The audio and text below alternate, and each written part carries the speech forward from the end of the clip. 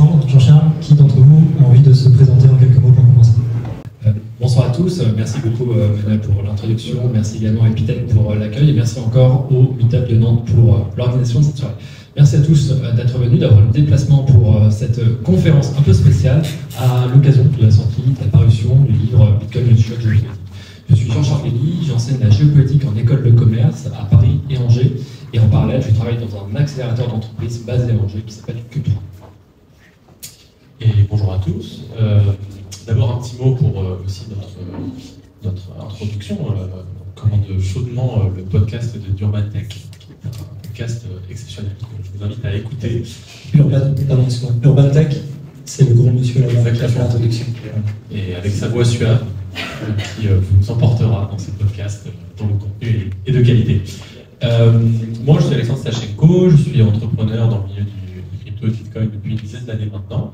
J'avais fondé une entreprise qui s'appelait Blockchain Partner, que j'ai vendue à KPMG en 2021, où je suis resté 2 ans comme directeur de la business unit Blockchain Crypto.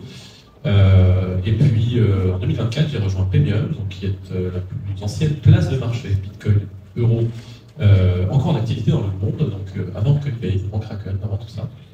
Et je suis directeur de la stratégie chez Premium, donc pour réorienter, on va dire, le produit et le positionnement en fonction des clients et de la typologie de cible qu'on souhaite adresser. Donc, on adresse les particuliers, les corporates, etc. Donc, si vous cherchez du Bitcoin, n'hésitez pas à venir chez nous. Au-delà de ça, sinon, j'ai écrit plusieurs livres sur un sujet qui me passionne, qui, a priori, nous réunit ici, qui est Bitcoin, et en particulier sous l'angle de l'environnement, de l'énergie, des libertés fondamentales, et puis plus récemment avec Jean-Charles de la géopolitique. Je suis président de l'Institut national du Bitcoin, donc qui a été créé cette année et qui est un think tank qui essaie de proposer du contenu pour améliorer le débat public et faire avancer le sujet Bitcoin en France. Pas du tout sous l'angle pour les bitcoiners, entre guillemets, le but n'est pas d'aller chercher des niches fiscales, donc j'ai pu comprendre que c'était pas trop l'ambiance en ce moment, mais plutôt pour que les hommes et femmes politiques, le débat public, les médias puissent avoir des informations qui sont correctes, de qualité, et qu'on puisse faire avancer la France et les Français sur le sujet Bitcoin. Donc on a beaucoup parlé, par exemple, pour ceux que ça intéresse depuis le début de l'année, du sujet du minage de Bitcoin sur les extra-capacités du nucléaire français, puisque donc, on ne produit pas autant d'électricité qu'on le pourrait, et donc on pourrait gagner pas mal d'argent en vendant du Bitcoin avec, tout en stabilisant l'offre électrique et en stabilisant le réseau. Donc voilà, c'est le genre de choses sur lesquelles on essaie de contribuer au débat public, et on le fait depuis donc, le début de l'année. Et on est plusieurs dans la salle à faire partie de cet institut. Je lui laisserai se révéler s'il le désire. Bonsoir à tous. Donc, je suis Sébastien Gouspillou, je suis le cofondateur de Big Block. Big Block, c'est un groupe de mining. Nous, on fait du mining depuis 2017 dans différents pays, sur 4 continents. Et donc, notre deuxième ferme est à Orvaux, ici à Nantes. C'est une société nantaise, le groupe Big Block. Donc, on est un des mineurs le plus connus en Europe. On a une ferme notamment qui est très connue, c'est la ferme des Virunga au Congo, en RDC, donc dans un pays en guerre. Et donc là, on a pu démontrer que notre industrie était extrêmement résiliente et en capacité de venir, comme client électro-intensif, absorber des surplus d'électricité dans n'importe quelle condition, même les pires, même en pleine forêt, en montagne. Là, c'est vraiment la jungle où on est. Et donc, cette industrie est capable de supporter ces contraintes, et c'est la seule à notre connaissance qui est aussi souple et aussi résiliente. Voilà. Ouais. Et je suis membre de l'Institut national du Bitcoin également. Merci Sébastien, on pourra développer toute cette partie-là sur la thématique environnement. Donc la conférence s'intitule Souveraineté monétaire, choc géopolitique. On va reposer les bases. La monnaie, c'est un sujet du quotidien, sans même qu'on s'en rende compte. Est-ce que vous pouvez commencer par redéfinir la monnaie et en quoi la monnaie est un sujet géopolitique? Oui, bien sûr. Alors, la monnaie, c'est d'abord un instrument économique. Ça sert à résoudre un problème important qui est que sans monnaie, on ne ferait pas grand-chose. En fait, on ferait très peu d'échanges parce qu'on serait confronté à une situation que les économistes qualifient de double coïncidence des besoins. C'est-à-dire que pour échanger quoi que ce soit, il faut qu'on soit au même endroit, au même moment, avec une personne qui détient exactement ce dont j'ai besoin et moi, j'ai exactement ce dont elle a besoin. Et en fait, c'est une situation qui est fictive, qui arrive quasiment jamais, qui peut être résolue par la dette dans des petits groupes avec des gens qui se font confiance. Au lieu de se donner des choses mutuellement, on va dire bah, je te donne ça aujourd'hui, mais demain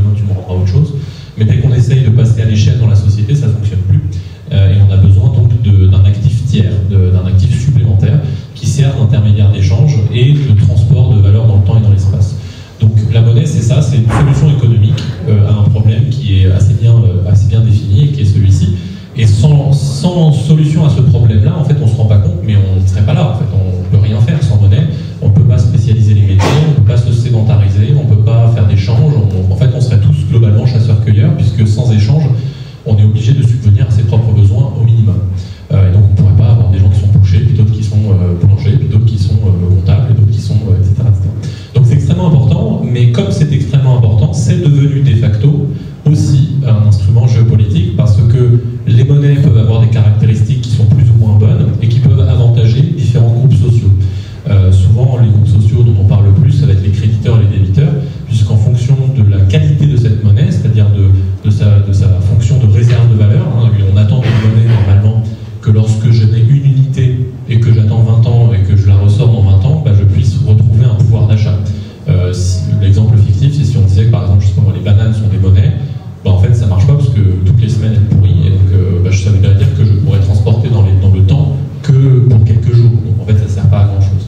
Donc on va aller vers des actifs qui sont rares, qui sont difficilement duplicables, qui sont fiables dans le temps, et donc selon la façon dont une monnaie répond plus ou moins bien à ces caractéristiques-là, ça va avantager différents groupes sociaux.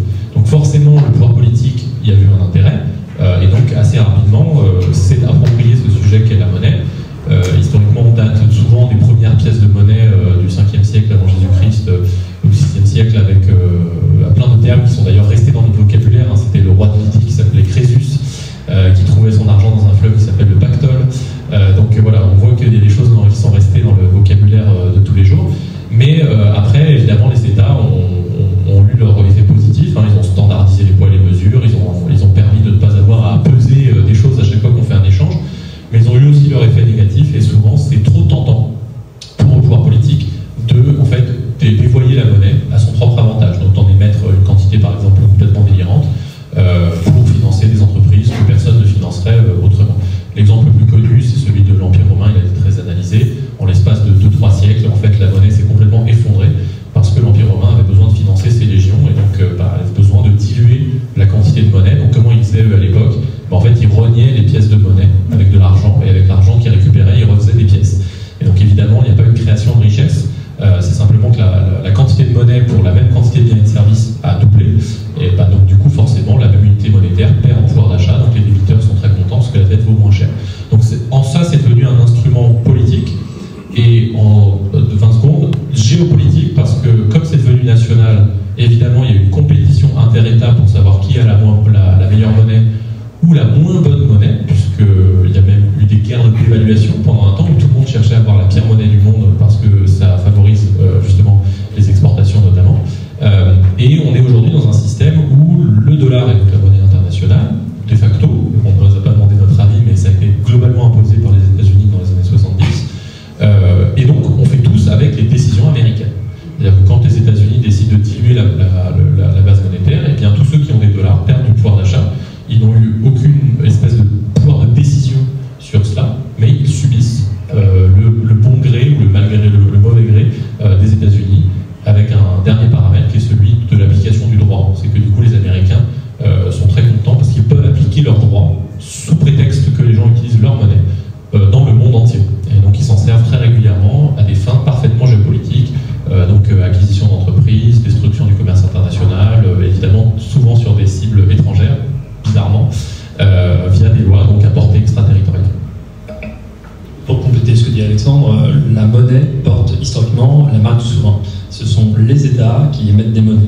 Et dans le cas de Bitcoin, on a pour la première fois, véritablement à l'époque numérique, une monnaie qui émerge en dehors du cadre de l'État. Ce n'est pas une autorité centralisée, ce n'est pas une autorité politique, élue ou non élue, qui a créé Bitcoin. A priori, c'est la création d'une personne ou d'un collectif dénommé Satoshi Nakamoto qui a effectivement lancé Bitcoin en 2008-2009. Et depuis 16 ans, Bitcoin croît en termes d'utilisation, pas seulement de prix. On ne va pas parler beaucoup de prix ce soir, mais en termes d'utilisation. Tout d'abord auprès plutôt de marge d'utilisateurs, de personnes qui sont sur des listes de diffusion de cryptographie plutôt. C'est comme ça qu'historiquement ça se diffuse. Et puis au fil des mois, des années, il va y avoir une adoption croissante, notamment. 1, 2.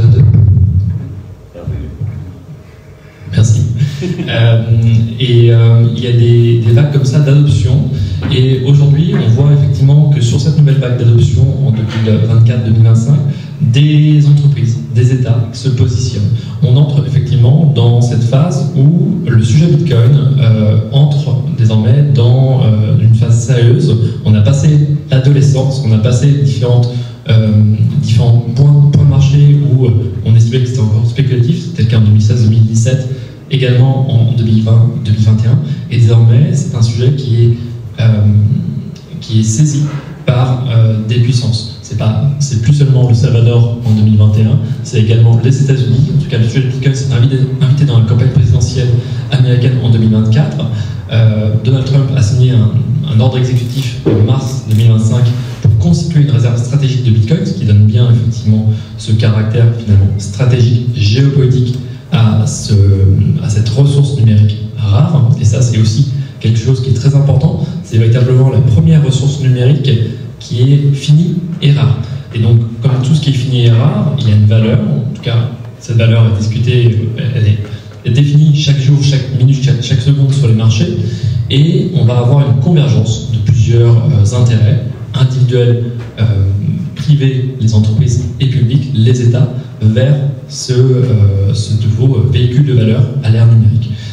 Donc là, on a en quelque sorte un nouvel objet monétaire non identifié qui s'invite dans la compétition internationale en termes monétaires. Et c'est pour ça qu'on a voulu écrire ce livre, puisque là, on décrit finalement un phénomène nouveau qui va jouer finalement sur des ruptures dans l'ordre monétaire international, à un moment aussi où on voit ces fractures géopolitiques qui se trouvent. C'était le cas en 2016 avec la première élection de Donald Trump, le Brexit également en 2016. C'est bien sûr le Covid qui a arrêté, mis en suspens le monde pendant quelques mois en 2020, et depuis 2022, le retour de la guerre aux portes de l'Europe, ou bien des tensions croissantes au Moyen-Orient ou en Asie. On voit bien que Bitcoin, finalement, est de plus en plus considéré par un tas divers d'acteurs, qu'ils soient privés ou étatiques, comme une boîte de sauvetage à l'ère de l'incertitude. Est-ce qu'on peut à nouveau reposer un peu les bases en comparant strictement Bitcoin avec une monnaie fiduciaire en termes de fonction ou d'attribut? Alors il y a pas mal de différences. Je dirais d'ailleurs, je commencerai par une taquinerie quand même fréquemment, mais souvent il y a beaucoup de gens qui disent mais Bitcoin, c'est trop complexe à comprendre pour le commun des mortels, etc. Mais je vais au défi qui que ce soit de m'expliquer la politique monétaire de la Banque centrale, même les économistes n'y arrivent pas. Donc en fait, en réalité, c'est extrêmement simple. Hein. La politique monétaire de Bitcoin, c'est 21 millions, pas un plus, et divisé par 2 pour tous les 4 ans. En gros, une fois qu'on a compris ça, on a compris la politique monétaire de Bitcoin. Donc qu'est-ce que ça joue comme différence par rapport au système monétaire j'ai du mal à dire traditionnel, puisqu'on ne se rend pas compte, mais ça fait que 50 ans. Traditionnel, on reviendrait plus à de l'or. Effectivement, l'or, ça serait traditionnel, ça fait 2500 ans. Mais le système actuel n'a que 50 ans. C'est une bulle à l'échelle de l'histoire de l'humanité. Donc le système actuel, il est basé sur quoi? En fait, pas grand-chose. Il est basé sur, historiquement, si on fait cette transition qu'il y a eu au 19e siècle et au 20e siècle, fin 19e, le monde entier s'accorde pour dire que l'or est un étalon, donc tout a une valeur en or, et qu'on fait du commerce international en or. Mais pour des raisons de praticité, l'or va souvent être stocké dans des banques, et les banques vont faire le rôle d'intermédiaire en émettant des billets, et ces billets représentent une quantité d'or. Et ensuite, lorsque l'on veut se faire une opération, par exemple entre Londres et New York, plutôt que de faire traverser un bateau l'Atlantique avec de l'or dedans, en fait, on fait des instructions des billets de crédit au sein des banques par télégraphe, c'est quand même beaucoup plus rapide. Et donc l'or se concentre dans un certain nombre d'établissements bancaires. Il y a un système de banque centrale qui va rajouter une couche d'abstraction, mais à cette époque-là, la banque centrale n'est jamais que la banque des banques. En fait, c'est là où les banques vont stocker leur or et où les banques centrales, entre elles, font du commerce, on va dire, pour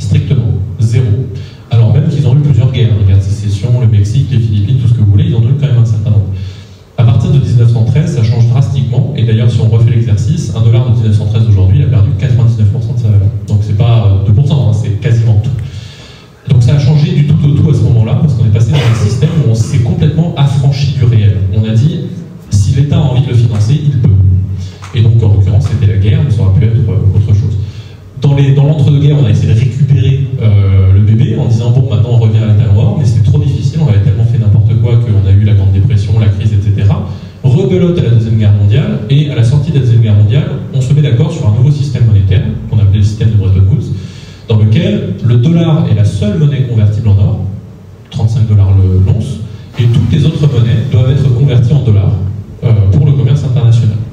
Donc ça veut dire qu'il n'y a pas de prix entre le franc et l'or. Il y a un prix entre le franc et le dollar, puis entre le dollar et l'or. Et ça a donné les clés du camion aux États-Unis, qui était du coup la banque centrale du monde à avoir le seul pouvoir discrétionnaire d'inventer de l'argent. Et donc évidemment, comme dirait un grand philosophe, un grand pouvoir implique de grandes responsabilités. Et donc ils ont mécaniquement abusé de ce pouvoir-là, comme n'importe qui le ferait. C'est même pas une critique. Enfin, n'importe qui, on vous dit, vous avez le pouvoir d'inventer de la monnaie, normalement vous tenez 2 mois au maximum. Donc là, c'est ce qui se passe, guerre du Vietnam, programmes sociaux, etc.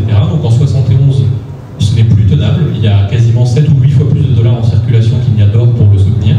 Et donc les États, que ce soit la France, la RFA, la Suisse, commencent à venir aux États-Unis pour dire rendez-moi mon or, parce qu'on n'a pas confiance dans vos dollars. Et Nixon fait défaut. Il dit en fait non, je ne vous rendrai pas votre or. Et voilà, c'est le système actuel. C'est un système qui est basé sur un défaut des États-Unis, qui ont dit on n'a pas l'or pour vous rembourser vos créances. Donc maintenant vous avez plein de dollars, et $1, ça vaut $1. Et ça tourne en rond. Et donc tant que vous avez confiance dans la capacité des États-Unis à exercer une coercition au niveau international pour vous forcer à accepter des dollars, alors vous pensez que le dollar vaut quelque chose. Mais c'est tout. Et donc en gros, si on va jusqu'au bout, ce qui soutient le dollar, c'est les porte-avions américains qui tournent dans l'océan.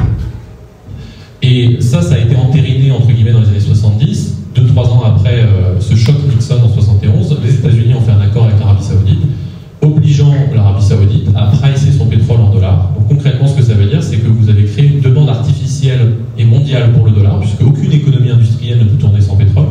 Le premier producteur à l'époque, c'est l'Arabie Saoudite. Donc si vous avez besoin de pétrole, vous avez besoin de dollars. Donc tout le monde a besoin de dollars. Donc il y a une demande artificielle pour le dollar qui soutient sur le fait que ça ne vaut pas zéro. Et le fait qu'on parle aujourd'hui système de pétrodollar. Vous avez peut-être entendu évidemment ce mot tourner, puisque évidemment la contrepartie de cet accord, c'était que tous les dollars que récoltaient les Saoudiens, ils avaient le droit de les réinvestir aux États-Unis à des taux préférentiels. Donc c'est un système de pétrodollar. Évidemment, les ventes d'armes des États-Unis aux Saoudiens ont été également explosées à cette période-là. Ça faisait partie du deal. Donc le système actuel, c'est ça, c'est national, c'est basé sur pas grand-chose, c'est coercitif. C'est le principe d'un cours légal. La monnaie qui a cours légal en France, c'est l'euro. Ça veut dire quoi, cours légal? Ça veut dire que vous n'avez pas le droit de refuser. Sinon vous terminez en prison. Et c'est inflationniste. C'est-à-dire que la visée, l'objectif statutaire des banques centrales, c'est la destruction du pouvoir d'achat à hauteur de 2% par an. Donc c'est la cible d'inflation, la fameuse. En face de ça, Bitcoin, c'est radicalement l'inverse. Ce n'est pas national. Donc c'est comme l'or, il n'y a pas d'État ou de SASU qui gère Bitcoin, c'est une marchandise neutre. C'est international, il y a un système de paiement qui va avec, ce qui n'est pas le cas pour les monnaies. L'euro ne circule pas sur le système euro, il circule sur Swift, Visa, Mastercard, etc. Mais Bitcoin, c'est les deux en même temps, c'est un système de paiement et une monnaie. C'est limité, donc c'est pas inflationniste, c'est l'inverse, c'est déflationniste. Et donc c'est particulièrement adapté à un certain nombre de scénarios, notamment le commerce international, pour lequel même De Gaulle dans les années 60 justement se déplorait cette situation vis-à-vis du dollar en disant il faut qu'on revienne à un système international neutre d'une monnaie qui ne porte pas la marque d'un pays. Et lui il complétait en disant et je ne vois rien d'autre que l'or. Mais bon, évidemment en 70 ou en 65 il n'existait pas Bitcoin. Donc c'est ce qui m'avait fait dire à la conférence que je pense que De Gaulle aurait été Bitcoiner. De Gaulle, Nakamoto. Exactement. Satoshi De Gaulle. Petite interruption pour vous dire que si vous aimez cette vidéo, pensez bien à mettre un pouce vers le haut et à vous abonner à la chaîne pour plus de conférences comme celle-ci. On voit les différents intérêts, aussi bien pour le particulier, l'entreprise ou des États, du coup avoir une réserve ou une trésorerie ou une épargne en Bitcoin plutôt qu'en or. Comme le thème c'est la géopolitique, je vous propose de se concentrer directement sur la position des États. Donc on pense bien sûr aux puissances, USA, Chine, Russie. Et puis il y a des pays qu'on pourrait peut-être regrouper, par exemple des pays qui font l'objet de sanctions légales, des pays qui sont hyper inflationnistes. Donc est-ce que vous pourriez nous dresser un peu un paysage des différentes situations étatiques et comment est-ce que chacun se positionne par rapport au Bitcoin? Oui, sur les positions des différents États, je vais commencer par la Chine, un pays que je connais bien pour y avoir vécu 2 ans. C'est un pays dans lequel il y a eu beaucoup d'intérêt pour Bitcoin sur les premières années. Et d'ailleurs, historiquement, la plupart des mineurs sont chinois. Vous avez aujourd'hui 80% des machines qui sont fabriquées en Chine. Les machines de minage qui sont fabriquées en Chine. Mais Sébastien aura peut-être d'autres chiffres. 100%. 100%. Donc la Chine garde tout de même un rôle important dans la supply chain liée à la production de Bitcoin, en tout cas sur le minage. Mais la Chine a aussi connu un moment très particulier, là où je suis désolé, il y a un petit harcèlement. Ok.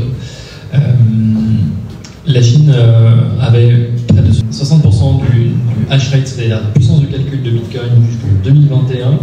Et en 2021, les autorités provinciales puis nationales décrètent que le mining devient interdit. Ça va se passer en 3 temps, entre le début de l'année, mai et septembre. Et les mineurs de Bitcoin en Chine vont devoir sortir du pays. On sait qu'une partie de ce mining a continué de façon sporadique avec l'accord tacite des autorités locales, mais il y a eu effectivement une fuite des mineurs de Chine, où se sont repositionnés ces mineurs, principalement au Kazakhstan, en Russie, mais également aux États-Unis.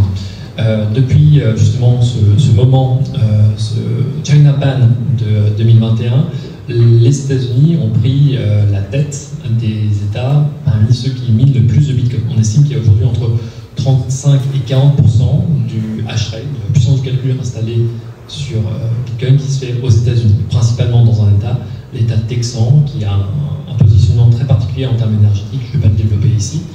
Les États-Unis, justement, qui ont aussi une infrastructure de marché très particulière, puisque vous avez des exchanges qui ont émergé très tôt. Il y a aussi eu des bitcoiners qui se sont fait connaître des années 2010-2011, qui ont justement permis de créer un écosystème autour de Bitcoin aux États-Unis. Il y a bien sûr des places de marché également. On en parlait tout à l'heure, Kraken, Coinbase, qui sont des géants. On a aussi des champions en France, et Alexandre le rappelait avec Payoneer, mais les États-Unis marquent encore, enfin, ont toujours des grands groupes en matière d'exchange. Ils ont aussi des entreprises qui sont finalement qui sont développées dans cet écosystème-là, au-delà de Bitcoin, avec des facilités de financement par justement les fonds VC, donc de capital risqueur, qui ont permis finalement à un environnement crypto d'émerger au-delà de Bitcoin. Je vais parler aussi de la Russie qui... Avant que tu passes à la Russie, il y a un point pour les États-Unis qui nous a quand même tous marqué cette année, l'année dernière. C'est l'apparition des ETF, ainsi que la constitution d'une réserve stratégique, où là on est quand même sur un positionnement presque opposé à la Chine. Tout à fait. Sur la constitution des ETF, plusieurs grands groupes, plusieurs gestionnaires de fonds américains ont annoncé le lancement d'ETF, c'est-à-dire de fonds financiers répliquant la performance de Bitcoin, pour faire simple, à partir de janvier 2024. Et ces ETF étaient non seulement un grand succès, mais le plus grand succès en matière d'ETF, bien plus important que ceux de l'or qui ont été lancés dans les années 2000. Et aujourd'hui, vous avez près de 1000 milliards de volumes qui ont été échangés sur ces ETF moins d'un an et demi après leur lancement. Donc c'est un véritable succès, et aujourd'hui encore, ces ETF accumulent des bitcoins. Je crois qu'il y en a près de 800 000 aujourd'hui qui sont gérés par les grands fonds, les fonds de gestion qui sont à la tête de ces ETF. Donc je pense à Fidelity ou BlackRock, des grands fonds de gestion dont vous avez certainement entendu parler. Juste pour vous donner sur BlackRock, on estime qu'il y a à peu près 11 000 milliards de dollars sous gestion chez BlackRock, c'est-à-dire près de 3 fois et demi le PIB français, pour donner un ordre d'idée. Ce qu'il faut aussi avoir à l'esprit, c'est que ces ETF-là, portés par des grands gestionnaires de fonds, c'est aussi de la prescription pour des plus petits gestionnaires de fonds, pour des family office, pour des CGP éventuellement, et même pour des entreprises. Aujourd'hui, il est possible effectivement d'aller acheter des représentations financiarisées de Bitcoin auprès de ces grands fonds. Donc Bitcoin, finalement, est passé des marges au centre du système financier mondial en l'espace de 15 ans. Et ça, c'est le grand changement aux États-Unis. Et dernière chose sur la réserve stratégique, effectivement, je le disais en intro, il y a eu beaucoup d'échanges du côté surtout républicain en 2024 à propos des cryptos et Bitcoin en particulier. Le candidat Trump à l'élection s'était positionné d'ailleurs à l'occasion de la conférence Bitcoin de Nashville en juillet dernier sur Bitcoin en disant qu'il fallait construire une réserve stratégique et que les États-Unis devaient en accumuler près d'un million, en tout cas c'était ce qu'il avait annoncé. Ceux qui seraient produits, tous les prochains voilà, c'est du Donald Trump dans le texte, donc toujours dans l'exubérance et l'exagération. Mais a priori, il a qui est passé. Sur les modalités, je vais passer, mais il y a encore a priori 4 ans, bon, 1 an et demi avec une majorité à la fois au Sénat, à la Chambre des représentants, pour pouvoir avancer sur ces sujets-là, et il réitère régulièrement, quasiment toutes les 2 semaines, qu'il veut faire des États-Unis le premier pays en matière de crypto et de Bitcoin. Et d'ailleurs, on ne sait pas très bien si c'est tout à fait clair dans son esprit. Je finis peut-être sur la Russie. Alors, attends, il y a un petit point pour moi qui est très important, parce qu'on voit le succès des ETF, donc la possibilité de s'exposer financièrement à la protection contre l'inflation que propose le Bitcoin. Et normalement, le sujet de la conférence est souveraineté monétaire. Du coup, est-ce que vous pouvez nous faire la différence entre quelqu'un qui aurait ses propres Bitcoins sur son propre wallet et quelqu'un qui détient une part d'ETF?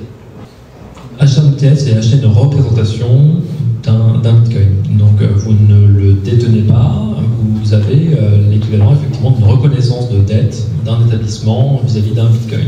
Donc vous êtes exposé à la performance à la hausse comme à la baisse de ce Bitcoin, mais vous ne le possédez pas. Vous êtes toujours tributaire d'un tiers, ici l'établissement qui vous a vendu cet ETF, ou le gestionnaire de fonds qui va gérer pour vous votre portefeuille.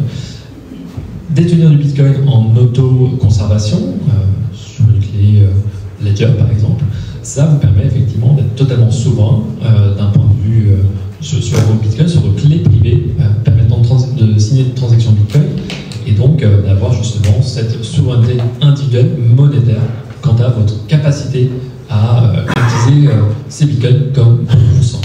Vous n'avez pas effectivement... Là, vous pouvez vraiment échanger du Bitcoin, là où avec un ETF, vous ne pouvez pas envoyer cet ETF à quelqu'un présent dans la salle. Donc c'est aussi ça, cette grande différence. Ok, donc ça veut dire, Alexandre, je te souhaite, bien sûr. C'est pour simplement insister, je ne vais pas dire grand chose de plus, mais insister sur ce point-là, parce qu'effectivement, tu as raison de revenir dessus. L'apport principal majeur de Bitcoin par rapport à la finance traditionnelle, au-delà de ce qu'on a pu décrire sur le système monétaire fiat, etc., c'est que la numérisation de la finance dans le système financier traditionnel s'est faite de façon simultanée avec la bancarisation. Ce sont 2 choses qui sont indissociables. Donc, peu de gens se rendent compte que, effectivement, la quasi-totalité de ce qu'ils possèdent, en fait, ils ne le possèdent pas. C'est des reconnaissances de dette d'établissements financiers à leur égard. Il y a une différence majeure entre un billet de 10 € dans votre poche et 10 € sur votre compte bancaire. 10 € sur votre compte bancaire, si la banque fait faillite, vous ne les avez plus. Si la banque décide pour une raison XY que vous n'y avez plus accès, vous n'y avez plus accès. Je cite souvent l'exemple du Liban là-dessus, puisque c'est exactement ce qui s'est passé, c'est-à-dire que, en théorie, les gens se connectent sur leur compte et ils voient toujours de l'argent. Sauf qu'ils ne peuvent plus le retirer. Donc en fait, ils n'ont plus d'argent. Donc, pour un Libanais, la distinction entre la version physique dans la poche et celle en numérique se fait très très bien dans leur esprit maintenant. Les Chypriotes ont vécu la même chose, les Grecs ont vécu la même chose, les Argentins ont vécu la même chose, les Vénézuéliens, j'en parle pas. Donc, il y a une vraie différence dont malheureusement on ne se rend compte généralement que lorsqu'il est trop tard. L'apport majeur de Bitcoin, c'est que c'est la seule technologie qui a permis de dissocier ces 2 choses-là. C'est-à-dire que l'on peut avoir un objet qui représente de la valeur ou de la monnaie dans le monde numérique sans nécessité de compte chez un tiers. Et ça, hors le Bitcoin, on ne sait pas faire. Donc, que ce soit détention d'actions, d'obligations, d'immobilier, de monnaie, de tout ce que vous voulez, aujourd'hui, vous l'avez chez un tiers, sauf Bitcoin. Bitcoin, vous pouvez décider de le stocker chez un tiers, c'est tout à fait possible. Vous pouvez dire, je ne me fais pas confiance pour gérer la sécurité, je n'ai pas envie de m'embêter avec, j'en ai pas besoin, je veux juste m'exposer au prix. Il y a une foultitude de raisons pour ne pas avoir envie de gérer ses clés soi-même. Et dans ce cas-là, vous pouvez les donner à un intermédiaire financier.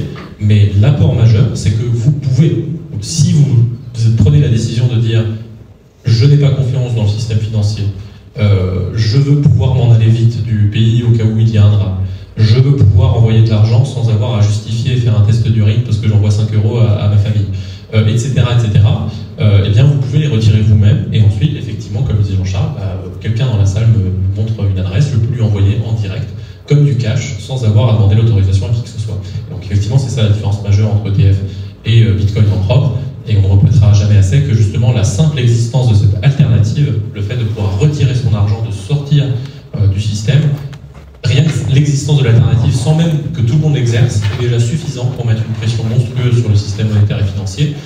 Et je conclue en rappelant souvent que la Federal Reserve, donc il y a plusieurs branches aux États-Unis, donc il y a la Banque centrale américaine, la branche du Minnesota avait sorti un papier il y a un an et demi, s'intitulait sobrement une stratégie de déficit public perpétuel, et dans lequel il disait il y a une condition pour qu'on puisse en gros lâcher les vannes complètement, et donc YOLO total, hein, c'est vraiment l'État part à 15% de déficit, on s'en fout, on imprime de la monnaie autant qu'on veut. Il y a un prérequis pour pouvoir faire ça, c'est d'interdire Bitcoin. Parce qu'effectivement, Bitcoin a été l'échappatoire. C'est que si jamais l'État se met à sortir 15% de déficit tous les ans, en fait, les gens vont acheter du Bitcoin parce qu'ils ne veulent pas rester dans un système dans lequel l'an prochain, tout ce que vous avez ne vaut plus rien. Donc, c'est pour montrer que c'est bien justement cet échappatoire à ce système. Et si les bitcoins ne sont pas sur les échanges ou les ETF, mais vraiment dans sa custodie, alors en plus, c'est pas les saisir ou c'est dans quel contexte. Modulo, parce que souvent il y a aussi quand même le monde réel parfois qui vient mettre une petite gifle. C'est incensurable technologiquement. Maintenant, malheureusement, l'actualité est ce qu'elle est. C'est-à-dire que le réel ne disparaît pas pour autant. C'est-à-dire que si quelqu'un vient chez vous avec un flingue et que vous avez votre clé, bah, à un moment donné, c'est pas censurable, mais si vous envoyez la transaction, vous envoyez la transaction. Donc c'est pas censurable. Si vous vous barrez avec, on pourra pas vous récupérer, on pourra pas venir vous forcer à distance à faire quelque chose. Mais il faut faire attention, de la même façon que le droit de propriété s'exerce dans un état où la sécurité est assurée. C'est-à-dire que si vous dites c'est chez moi, mais qu'il y a un mec qui arrive avec un flingue devant chez vous, bah c'est plus chez vous. Donc là c'est un peu pareil. Pour ceux que ça intéresse, j'en avais parlé à Annecy au BioLB, donc les vidéos sont en ligne. Il y a une vraie différence entre possession et propriété, et la propriété exige qu'il y ait un état de droit. Merci pour le rappel. Si on reprend la route, on a vu la Chine, les États-Unis, tu allais nous positionner sur la Russie. La Russie a cette particularité d'avoir un appareil industriel totalement vétuste, qui est l'héritage de la période soviétique. La Russie était une importante puissance industrielle, suite justement au stalinisme, aux différents plans quinquennaux. Et pour cela, pour servir cette industrie, il fallait aussi avoir de l'énergie.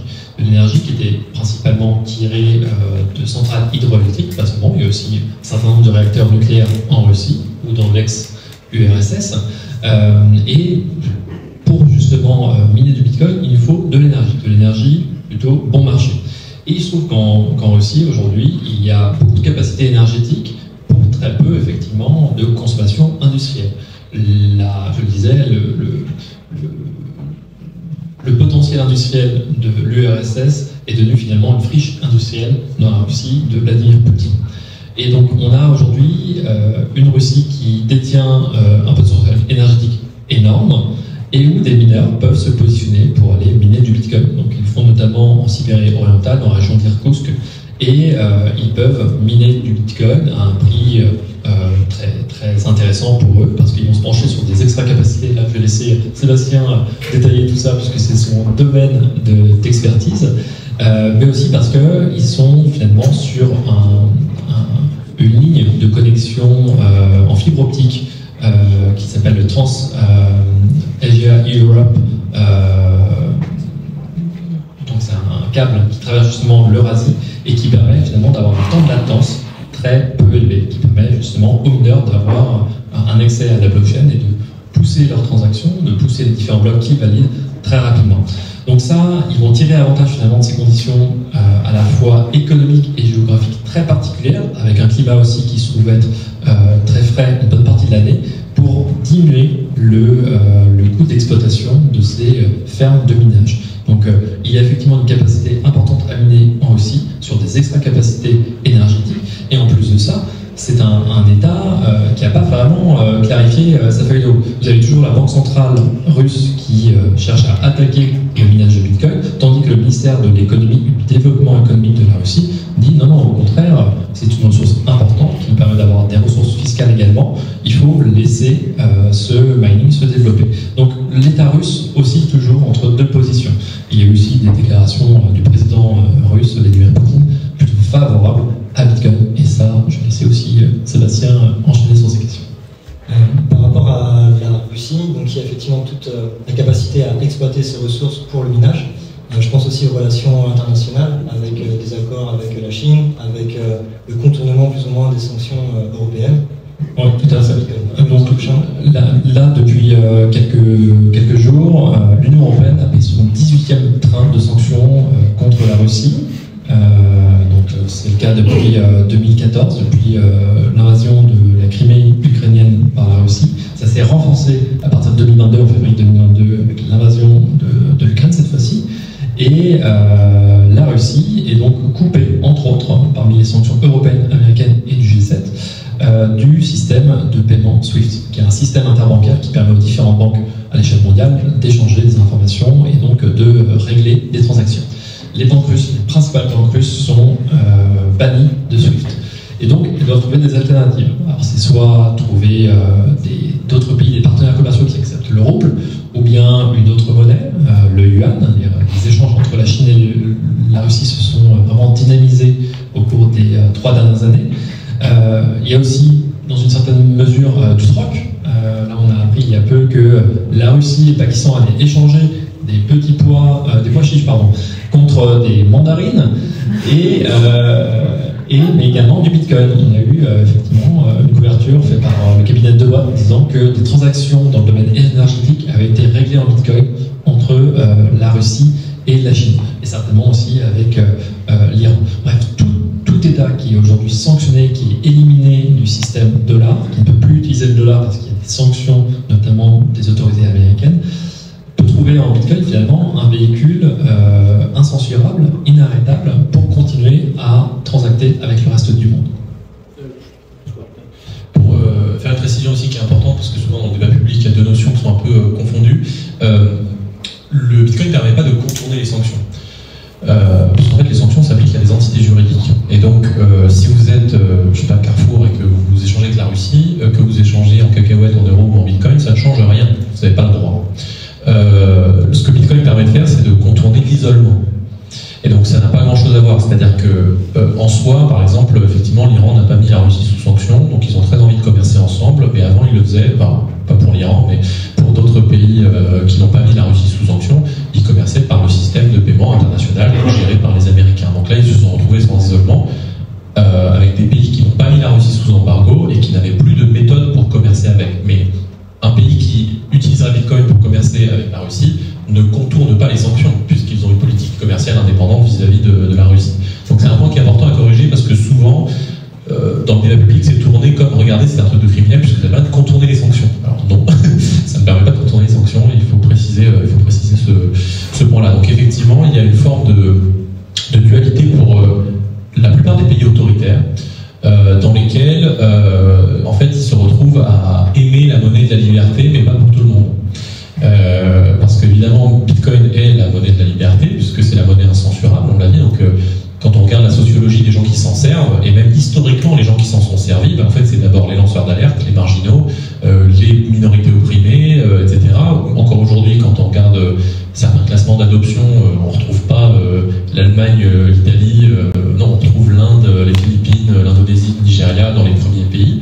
Même aux États-Unis, la sociologie nous montre que les plus surreprésentés, c'est des minorités ethniques, parce que c'est des gens qui n'ont pas accès à la bancarisation, tout simplement. Donc c'est la monnaie de la liberté, de la résistance à l'oppression, et ça se vérifie à de nombreux égards, des manifestants à Hong Kong, en passant par les femmes en Afghanistan, etc., on en traite en partie dans le livre. Donc on pourrait se dire, mais du coup, ils n'ont pas très envie que ce soit la Chine, que ce soit la Russie, que ce soit l'Iran, que ce soit d'autres, sauf qu'ils sont eux-mêmes, entre guillemets, les minorités opprimées du système international. Et donc ils jouent ce double jeu dans lequel ils répriment l'utilisation de Bitcoin pour leur population, mais s'en servent à un niveau international pour commercer avec des États qui ont été considérés comme voyous ou marginaux par l'Occident, ou en tout cas qui ne sont pas dans le Sud global, qui est un terme un peu générique, mais dont on se sert volontiers. Donc c'est ça ce qui est intéressant à regarder, cette dichotomie, où les États-Unis ont la leur de dichotomie, de divergence, mais qui n'est pas la même, qui est un petit peu celle qu'ils ont vue sur Internet, c'est-à-dire, oula, ça vient casser le pouvoir centralisateur de l'information, et maintenant on va pouvoir avoir une multiplicité des sources, donc c'est un vrai danger pour la communication étatique. Cependant, ça va arriver de toute façon. Donc autant que l'on casse tout, mais avec des entreprises de chez nous. Donc ils ont fait la même chose sur les cryptos, sur Bitcoin, c'est-à-dire que ok, ça va remettre en cause quelque chose qui est littéralement le fondement de leur puissance depuis 50 ans, à savoir le dollar, mais il vaut mieux avoir Coinbase et Kraken aux États-Unis plutôt qu'en Europe ou en Chine. Donc ils jouent sur les deux tableaux avec une tension permanente entre est-ce qu'on détruit le dollar comme système de réserve internationale, mais en même temps, de toute façon, ça va avoir lieu, donc est-ce qu'on n'aurait pas intérêt à l'anticiper, et on fait une réserve stratégique de Bitcoin alors même que le fait de le faire déstabilise le dollar. Donc il y a une ambivalence dans toutes ces zones géographiques qui n'est pas la même en fonction de si on est en Chine ou aux États-Unis, mais chaque pays clairement joue avec des ambivalences. J'allais dire, le Salvador joue peut-être avec moins d'ambivalence, parce qu'ils n'ont même pas de monnaie nationale, donc forcément ce qui est beaucoup plus pertinent pour eux que de pouvoir faire des transactions internationales hors du système américain, en sortant de la domination du dollar, etc. etc. Mais pour les grandes puissances, à chaque fois, c'est beaucoup plus complexe, évidemment, que ça. Merci beaucoup. Depuis tout à l'heure, on discute de la monnaie en tant que levier géopolitique. Un autre levier géopolitique, c'est l'énergie. Donc on entend souvent, voire systématiquement, que Bitcoin consomme trop d'énergie. Est-ce qu'on peut simplement reprendre un petit peu les bases de comment fonctionne Bitcoin et quel est son lien du coup avec l'énergie? Sébastien? Oui, bon, c'est des ordinateurs qui valident les transactions. Donc il y a de ces serveurs dans le monde entier, c'est des fameux mineurs. Et effectivement, ça absorbe beaucoup d'électricité, hein, c'est même sa caractéristique qui fait que nous, on a du succès. Nous, en tant que mineurs, notre seul argument avec les compagnies nationales d'électricité avec lesquelles on travaille, ou des compagnies privées d'électricité, c'est pas la promesse de liberté du Bitcoin, c'est juste de la promesse que le Bitcoin a capacité à racheter leur surplus électrique. Voilà. Tout à l'heure, Alex expliquait que EDF, par exemple, avait sous-exploité son nucléaire aujourd'hui. Bon, partout dans le monde, on a des surplus électriques. Hein. Souvent, les gens ne comprennent pas ça. Mais la capacité de production électrique aujourd'hui dans le monde est 3 fois supérieure à ce que le monde absorbe comme électricité. Quand vous entendez des gens à la télé vous dire on n'a plus d'électricité, il n'est même pas question de réfléchir au mining, c'est du délire, quoi, hein. Il y a des surplus électriques à peu près partout dans le monde, dans tous les gros pays producteurs en tout cas. Et certains de ces surplus, enfin certaines de cette extra capacité nous intéressent plus aujourd'hui. Parce qu'elle est à base d'hydrocarbures, de gaz ou de charbon, et c'est trop cher, c'est juste devenu trop cher pour miner en fait. Et pour vous donner pourquoi le Bitcoin se décarbone autant, quand j'ai commencé moi on a installé la ferme en Ukraine en 2017, et la ferme ici à Orvaux en octobre 2017, à l'époque avec du jus à 10 centimes, on arrivait encore à s'en sortir. Et on avait fait toute l'étude en 2017, on remontait 3-4 ans en arrière, et à 10 centimes, on était toujours rentable. En 2017, on a eu une explosion du prix à la hausse, puis une énorme chute. Le prix est monté à 20 000 et est redescendu à 3 000, en l'espace de très peu de temps. Mais le hash rate, c'est-à-dire la compétition mondiale des mineurs, elle n'a jamais arrêté de croître pendant ces années-là. C'est-à-dire que le cours est monté jusqu'à 20 000 $ décembre 2017, et à partir de décembre 2017, c'est le hash rate, c'est-à-dire la compétition, tous nos concurrents en fait, qui ont rajouté des machines. Et donc on a vu la courbe du hash rate grimper comme ça pendant 3 ans, alors que le prix du Bitcoin ne cessait de descendre. Et à partir de ce moment-là, le prix du kilowattheure est devenu vraiment central. Et en 2018, on ne pouvait pas travailler avec un kilowattheure au-dessus de 5 centimes. Nous, à Irkoutsk, en Sibérie, on avait une ferme en 2018, on avait du jus à 5 centimes. Fin 2018, on était disqualifié, on ne pouvait déjà plus travailler. Donc aujourd'hui, le prix d'achat pour un mineur, c'est 2 centimes, 2 cents de dollars, c'est-à-dire 20 $ du mégawattheure. Aujourd'hui, on parle de racheter de l'éolien à 200 € le mégawattheure en France, vous voyez, par exemple. Donc ça, c'est quelque chose qui ne peut pas intéresser le mineur. Donc on va forcément aujourd'hui absorber effectivement énormément d'électricité, mais c'est forcément une électricité qui ne sert à rien d'autre. Sinon, l'électricien ne peut pas nous la vendre à ce prix-là. C'est trop bon marché. Ça n'intéresse pas du tout de vendre l'électricité à 20 $. Le mégawattheure, s'il peut la vendre à 60 ou 80 $ ailleurs.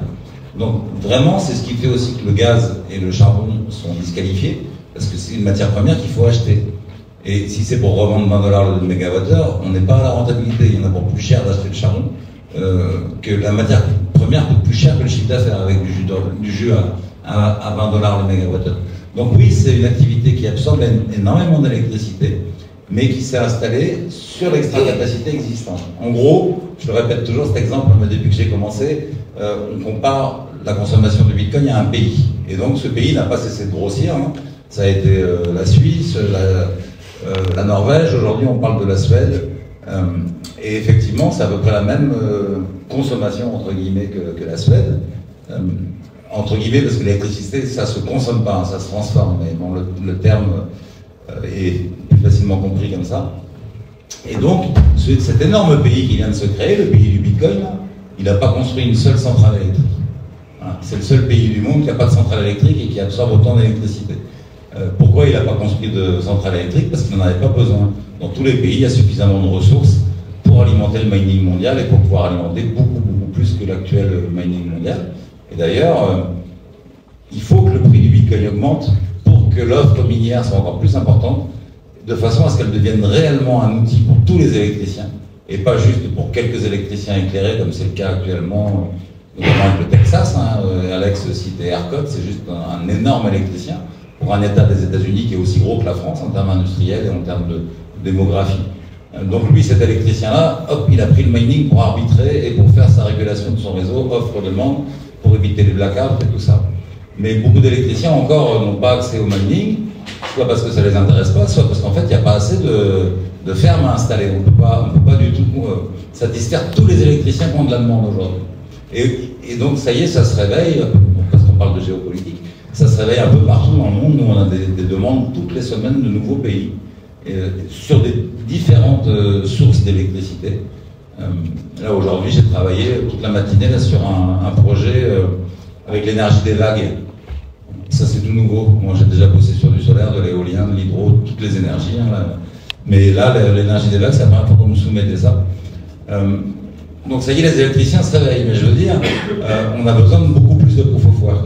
Et, par exemple, Ethereum a arrêté la proof of work avec le premier argument était de sauver la planète, c'est-à-dire ne plus consommer l'électricité. En fait, on aurait besoin de ce protocole pour être encore plus convaincant vis-à-vis des électriciens, parce que il faut encore un plus gros mining pour que cette batterie économique, toute nouvelle, qui est vraiment un outil à la disposition des électriciens qui n'existait pas avant, pour que ça se répande, il faut qu'il y ait plus de demandes des mineurs. Et pour ça, il faut que le prix du Bitcoin augmente. Mais je veux dire qu'on n'est pas du tout à un seuil critique. Le Bitcoin pourrait atteindre $1 million et donc équilibrer son mining, avoir un beaucoup plus gros mining, que ça ne susciterait pas encore le besoin de créer des centrales électriques.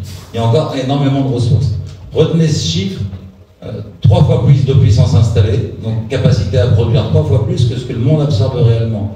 Ça, c'est une règle qui est normale. Souvent, les gens ne comprennent pas qu'il y a du surplus. Mais un réseau électrique, il est dimensionné pour répondre au pic, c'est-à-dire pour répondre au moment où la population va consommer le plus. Et en général, chez nous, en France, c'est l'hiver. Il y a 2 mois d'hiver où on va consommer beaucoup plus, sur 2 périodes, le matin tôt, entre 7h et 9h, et le soir à partir de 17h30, 18h. Ça, c'est les pics. Mais un pic, c'est 3 fois plus de consommation que le reste de la journée. Donc en gros, il faut que l'outil électrique soit 3 fois supérieur à la demande normale, pour pouvoir répondre au pic. Où là, on a une demande qui est 3 fois supérieure. Et donc cette énergie-là qui est en capacité d'être produite, pendant ce temps-là, on ne la produit pas. Parce qu'il n'y a pas les pics, il n'y a pas la demande. Et donc le mining propose à l'électricien de faire tourner son outil beaucoup plus, de façon à ce qu'il produise plus, qu'il se rentabilise plus, donc il lui rapporte plus d'argent, qui lui permette de maintenir un kilowattheure bas pour ses clients. Et donc c'est une véritable opportunité pour tout le monde, pour l'électricien, dès qu'il a compris, ça devient une opportunité dingue. Et cette opportunité nous voit recevoir de plus en plus de demandes des électriciens parce que maintenant ils ont confiance dans le Bitcoin. Et moi, quand j'ai commencé en 2017 à essayer de convaincre des électriciens partout dans le monde, la négociation peut durer longtemps avec des États. On vient d'ouvrir une ferme à Brazzaville, on a mis 3 ans et demi à l'ouvrir. Ça fait 8 ans que j'essaye de convaincre l'État français qu'il faut absolument miner avec EDF. Donc, c'est des trucs qui sont... Mais 2017, 2018, 2019, pendant que j'essayais de convaincre des pays, le Bitcoin chutait. Et quand vous avez 6 mois de négociation avec un gars qui commence la négo à 10 000 le Bitcoin et qui finit à 3 000, au bout de 6 mois, et elle vous dit, finalement, je ne vais pas le faire. Ça m'inquiète un peu, votre histoire, là. Je ne suis pas trop sûr que toute cette révolution intellectuelle qui consiste à adopter le mining pour un électricien national, ça vaille le coup. Parce que là, ça fait 6 mois qu'on discute, ça a déjà fait diviser par 7. Si c'est redivisé encore par 7, voilà, on va le truc, le jeu n'en vaut pas la chandelle. Et donc, ça y est, maintenant, tout le monde a compris que le Bitcoin n'allait pas disparaître, il vaut 100 000 $. Et donc, voilà, il chutera, il remontera, mais plus personne n'envisage de sérieux qui réfléchit un peu au Bitcoin, n'envisage que ça y est, ça va disparaître et ça va tomber à zéro. À part quelques patrons de banque, voilà, ceux-là sont proches de la retraite, dans les nouveaux patrons de banque vont réaliser, parce qu'il y a, essentiellement en France, on a un tel blocage, on parle de géopolitique, des États-Unis, même la Chine aujourd'hui est beaucoup plus tolérante avec notre activité que la France. Ce qui est fou, je fais une petite parenthèse sur la Banque de France. Je ne sais pas si vous voulez peut-être la faire. On parle des banques centrales, donc la Banque de France est une banque centrale qui continue à avoir un peu de travail malgré la présence de l'euro, qui justifie pour moi qu'on ait une banque centrale, mais bon, peu importe. En 2017, Madame Assouan, donc directrice de je sais plus quoi, la Banque de France, enregistre un clip des systèmes de paiement, enregistre un clip vidéo pour diffuser sur Internet, sur les réseaux, pour dire aux Français que Bitcoin n'y touchait pas. Le Bitcoin valait 7 000 $ à l'époque. Ça vaut 100 000 de plus aujourd'hui par Bitcoin. Donc déjà, c'est pour vous dire à quel point il y avait un blocage, à quel point la finance en France a complètement empêché notre développement, le développement à la fois du mining, mais des entreprises comme Paymium, qui ont été vraiment empêchées, avec des bâtons dans les roues toutes les semaines. Parce que Paymium existait avant Coinbase, avant Binance. C'est le plus vieil exchange au monde. Il a été créé à Paris, par Pierre Noisat, polytechnicien qui avait quand même de la crédibilité en tant qu'ingénieur, ancien responsable de la crypto de la cryptographie chez Canal+.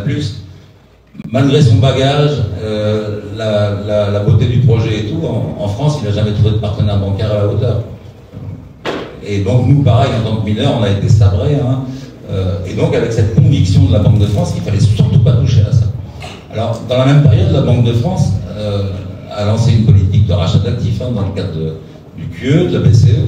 Et ils ont racheté pour la Banque de France uniquement entre 2015 et 2021 800 milliards d'actifs qui aujourd'hui c'était des obligations d'État, des États qui sont tous à la ramasse.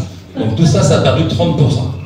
Vous avez vu que l'année dernière, la Banque de France a sorti un bilan avec 18 milliards de déficit. Ils ont pris 11 milliards dans leur réserve pour finalement sortir un bilan à 7,7 milliards de déficit. Madame Assouan, on l'a reçu à la Légion d'honneur l'année dernière. C'est pas déconnant. Elle a fait paumer tout cet argent et ils en sont contents, ils leur donnent la Légion d'honneur. Donc non seulement ils ont empêché les Français de se protéger un peu avec le Bitcoin, mais eux n'ont même pas pensé à en acheter. Ils ont claqué 800 milliards en trucs qui ont perdu plus de 30% depuis. On continue à rémunérer les comptes à 4%. C'est-à-dire qu'en fait, aujourd'hui, la Banque de France, c'est un puissant fonds. Le truc, ça dégage de l'argent, il n'y a rien qui rentre, mais ça sort. S'ils avaient utilisé 5% de leurs réserves à l'époque, 5%, on parle de 15 milliards, ils auraient acheté des bitcoins, mais aujourd'hui, ils auraient plus de 1050 milliards de trésorerie. Ils viennent nous dire encore aujourd'hui que ça n'a aucune valeur intrinsèque. Donc, c'est vraiment très grave. Et puis, non, vous avez vu Villeroy de Gallo, là, le gouverneur de la Banque de France, qui vient vous dire de vous serrer la ceinture. Il dit aux Français, attention, va falloir faire des efforts. Mais ces cons-là, ils auraient pu générer 1000 milliards, quoi. On aurait 1000 milliards de dettes en moins, quoi. Comment les cons-là ces cons-là je sais pas pourquoi. La Banque de France. C'est une petite parenthèse à nos amis des banquiers centraux, mais ils sont déterminants parce que c'est eux qui font que les États-Unis ont pu bouger, malgré une opposition des banques centrales, mais le reste du pays dit ouais, on s'en fout de la banque centrale. Nous, par exemple, on a ouvert la première ferme à Oman en 2021. C'est le numéro 2 du gouvernement qui est venu couper le ruban de la ferme. Le soir, à dîner, je lui ai dit on n'était pas rassuré quand même de venir installer des conteneurs dans un pays où le Bitcoin est interdit. Il me dit qui a interdit le Bitcoin dans le pays? Il y a des articles de journaux depuis 3 semaines, là. Votre banque centrale se répand dans toute la presse internationale pour dire que le Bitcoin est interdit. Il me dit depuis quand les banques centrales font les lois? Chez nous, c'est le sultan qui fait les lois. En France, a priori, en ce qui concerne le Bitcoin et donc tout ce qui touche à la monnaie, c'est la Banque de France qui fait la loi. Et malheureusement, c'est une mauvaise loi parce que tout le monde a perdu beaucoup d'argent. Les contribuables français ont vraiment peuvent regretter cette obstruction totale et ce handicap intellectuel, parce que le français lambda, que vous n'ayez pas été ultra conscient de ce qu'était Bitcoin en 2017, c'est pas votre job. Eux, c'est leur métier, quoi. Ils sont payés pour ça, et grassement. Ils n'ont même pas été fichus de voir qu'avec 21 millions de Bitcoin, et que s'ils en achetaient un peu, ça allait prendre de la valeur. On leur a expliqué en long, en large et en travers avec Alexandre. On était là en 2018 à la commission Persson à l'Assemblée nationale, et c'est de convaincre toute la France qu'il fallait absolument qu'on s'intéresse au Bitcoin, qu'on avait les plus gros acteurs. C'était le cas d'Europe, on avait Paymium, Ledger, la maison du Bitcoin, c'était vraiment ultra précurseur, il n'y avait pas d'équivalent en Europe. On a massacré toute cette possibilité de devenir les leaders européens, voire les leaders mondiaux, avec encore une fois un énorme électricien EDF qui aurait eu énormément besoin de mining, et on est passé à côté de cette chance-là. Donc maintenant, on ne veut plus passer à côté de ces chances-là. Voilà. Il faut nous aider à ce que la France comprenne l'intérêt énorme qu'elle a à s'intéresser au Bitcoin. Et vous en particulier, à protéger votre vie, votre avenir en ayant un petit peu de Bitcoin et en faisant un petit peu de TCA. Alexandre, il ne peut pas dire ça, il travaille pour un exchange, donc il ne vous dira jamais acheter du Bitcoin. Mais moi, je peux me permettre d'acheter du Bitcoin. Merci Seb. Je me permets parce que le temps file. Avant de passer, allez, on va dire à 5-10 minutes de questions-réponses parce qu'on a pris pas mal de temps, est-ce que vous voudriez conclure, on va dire, cette conférence en esquissant 2-3 scénarios possibles pour Bitcoin? Il y a des scénarios optimistes et pessimistes. Alors, un scénario plausible qui ne me ferait pas plaisir, mais qui est très plausible, c'est le scénario de la, entre guillemets, dark webisation.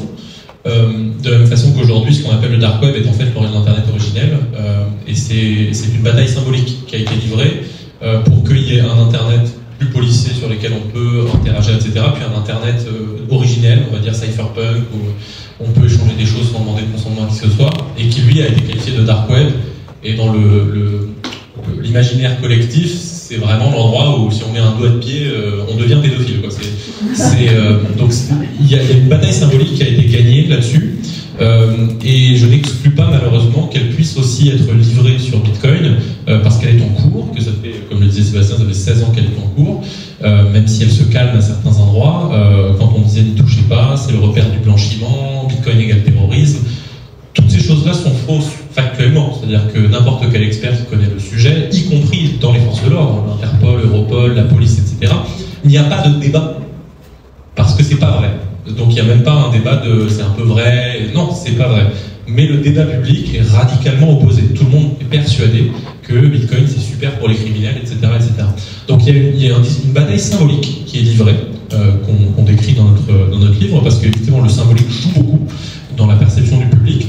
Si Bitcoin a une position de valeur géniale, mais que 7 milliards d'individus sont persuadés qu'en touchant à Bitcoin, ils deviennent terroristes, en fait, on n'aura pas réglé le problème parce qu'il y a une question d'adoption qui doit évidemment être menée. Donc Sébastien le disait, même effectivement Paymium, sur 16 ans, sur 14 ans d'existence, 13 fermetures de comptes bancaires.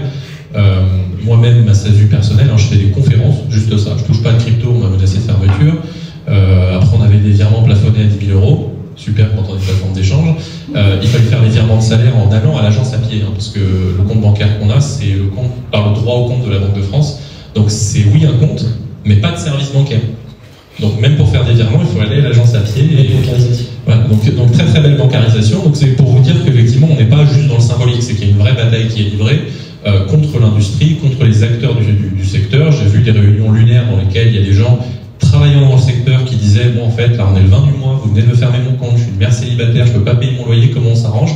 Et les banques disaient je m'en fous, c'est pas mon sujet en fait, c'est vraiment faites ce que vous voulez. Donc il y a une vraie bataille qui est livrée et qui est livrée au niveau du narratif et du symbolique. Je vais pas refaire effectivement toute la partie sur la Banque de France, mais c'est assez juste ce qu'a dit Sébastien. J'aurais peut-être utilisé des termes différents, mais globalement, non mais je dis ça en étant taquin, la réalité qu'il décrit est une réalité assez brutale et réelle. Malheureusement. Donc je ne suis pas du tout en porte-à-faux par rapport à ce qui a été dit, c'est tout à fait juste, malheureusement. Elle a été livrée, on l'a dit, en Chine, parce qu'il y avait ce côté, non, c'est une monnaie de la liberté, on ne peut pas en entendre parler. Elle a été livrée aux États-Unis, mais jusqu'à un point de bascule où, en fait, quand vous êtes aux États-Unis et que 20% de la population détient des cryptos, en fait, le pari politique se renverse. C'est si vous dites du mal des cryptos, en fait, vous perdez l'élection. Donc, comme en France, on réunit vraiment, j'avais fait le test sur un certain nombre de variables macroéconomiques, mais en gros, sur énormément de variables macroéconomiques et culturelles, on coche toutes les cases pour être les derniers, malheureusement. Pourquoi? Je vais essayer d'exprimer. Parce que Bitcoin, c'est une monnaie décentralisée qui est née de façon organique de la part d'un inconnu, qui ne vient pas de l'État, qui vise à résoudre des problèmes de bancarisation, d'inflation, de paiement transfrontalier, etc. etc. Et en fait, la France, c'est le pays avec le plus de prélèvements, le plus de confiance dans l'État. Historiquement, on est quasiment le pays qui a inventé l'État-nation, ça fait 1000 ans qu'on ne sait rien penser d'autre que l'État. Que l'inflation, on l'a troqué contre de la dette. On est un des seuls pays européens à l'avoir fait, c'est-à-dire que l'inflation en eurozone, après le Covid, était à plus de 10%. En France, on disait non, nous, c'est la plus basse, elle est à 5%. Bah oui, parce qu'en fait, on a fait un bouclier sur l'énergie, un bouclier sur l'alimentation, un bouclier. En fait, on a juste troqué contre de la dette, donc on ne l'a pas vu, cette inflation, pas autant que d'autres. Tout le monde est bancarisé en France, 99%, c'est même obligatoire par la loi d'être bancarisé, donc pour toucher un salaire au-dessus du SMIC. Donc en fait, culturellement et économiquement, on a toutes les variables pour se rendre compte qu'on en a besoin trop tard. Et donc effectivement, même en termes d'adoption, on est autour de 10-12% des Français qui ont de la crypto. Les Allemands sont à 15, les Britanniques sont à 16, les Pays-Bas sont à 17, les États-Unis sont autour de 20, sans parler du Nigeria qui est plutôt autour de 40 ou de 50, et on est globalement dans le peloton de queue. Donc c'est dommage parce que comme dit Sébastien, on avait plein d'entreprises, plein de champions, etc., mais que culturellement, économiquement et réglementairement, ça fait partie de la culture, le réglementaire, malheureusement, et bien on s'est sabordé. Donc il y a ce scénario-là d'argomisation. Il y a un scénario très optimiste qui est celui de l'hyper-bitcoinisation. Alors je ne sais pas s'il est si optimiste que ça, puisque en gros si Bitcoin gagne, ça veut dire que le reste s'effondre. Et donc souvent moi quand j'essaie de penser à c'est quoi un système Bitcoin, l'endroit qui me fait très mal à penser c'est la transition. Parce que la transition, il n'y a pas de scénario joyeux. En fait, pour le dire comme ça, en gros, tous ceux qui auront pris l'Arche de Noé, ça ira à peu près. Tous ceux qui ne l'auront pas pris, en fait, c'est scénario à la Venezuela, la Turquie, c'est-à-dire en 1 an et demi, vous avez perdu tout ce que vous avez gagné dans votre vie. Donc c'est pas joyeux du tout. Mais vous avez encore l'opportunité, évidemment, de prendre l'Arche de Noé, mais je le vois difficilement, et de plus en plus difficilement, comment ça peut être une Arche de Noé collective, malheureusement. Parce qu'il y aura forcément des perdants. On l'a dit tout à l'heure, la monnaie, il y a des gagnants et des perdants. Il y a eu des gagnants pendant un certain temps. Dans le système monétaire actuel, les gagnants, c'est surtout plutôt les personnes fortunées qui bénéficient de l'effet de distribution du robinet monétaire, qui profitent de l'appréciation des actifs, qui sont moins exposés à l'inflation parce que leur panier, c'est pas l'alimentation et l'énergie, mais c'est autre chose. Donc ça, c'est plutôt les gagnants du système actuel. Les gagnants de l'autre système, c'est le transfert générationnel vers les jeunes, qui sont surreprésentés dans la détention de Bitcoin. C'est ceux qui n'avaient de toute façon rien avant, qui maintenant peuvent se retrouver avec un système de transport de valeur dans l'espace et dans le temps. Mais il y aura des perdants, et ça va pas être joyeux. Et après, il y a un scénario que je trouve vraiment de moins en moins plausible, qui est le scénario inverse, c'est-à-dire on arrive à mettre sous verrou le système en disant non, c'est nul, nul, nul. Et donc, en fait, on revient en arrière. Il y a un bug, par exemple, dans Bitcoin, c'est toujours possible. Je sais pas, l'an prochain, voilà, il y a un bug. En fait, on peut, comme en 2010-11, on peut émettre 21 milliards de Bitcoin et voilà, ça détruit la confiance. Et dans ce cas-là, il va falloir qu'on aille postuler dans les fast-food. Voilà. Vous retrouverez toutes les informations citées pendant la conférence en description de la vidéo et en commentaire épinglé. Merci d'avoir suivi la conférence jusqu'à la fin. Abonnez-vous à la chaîne si ce n'est pas déjà fait et pensez à mettre un pouce vers le haut. À très vite pour de nouveaux contenus.